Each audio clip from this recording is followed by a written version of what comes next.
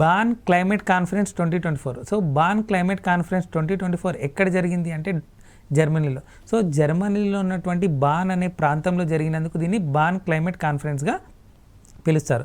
So దీని యొక్క ముఖ్య ఉద్దేశం ఏంటి అంటే ఇయర్లో జరగబోతున్నటువంటి COP29 అంటే కాన్ఫరెన్స్ ఆఫ్ పార్టీస్.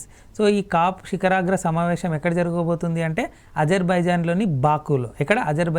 బాకులో దాంట్లో తీసుకోవాల్సిన కొన్నిటువంటి అంశాలను, ఫండింగ్ గురించి ఇక్కడ బాన్ క్లైమేట్ కాన్ఫరెన్స్లో చర్చించడం జరిగింది. అందుకు ఇది వార్తల్లో నిలిచిన అంశం. ఇక్కడ చూడండి COP29 అన్నాం కదా, conference of parties 29. So COP సంబంధించిన అంశం ఏది ఉన్నా సరే ఇంపార్టెంట్ అండి. సో ఇక్కడ చూడండి యునైటెడ్ అరబ్ ఎమిరేట్స్.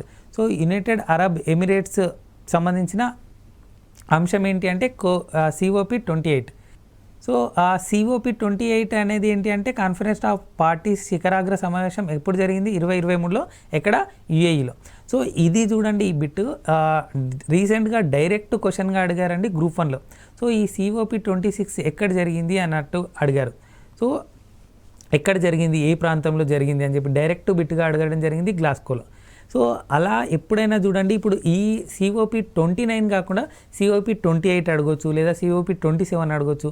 సో ఎప్పుడైనా గుర్తుపెట్టుకోండి, static current affairs, dynamic current affairs merge చేసుకొని చదివినట్టయితేనే కాంపిటేటివ్ ఎగ్జామ్స్లో ఎక్కువ స్కోర్ చేయడానికి అవకాశం ఉంటుంది.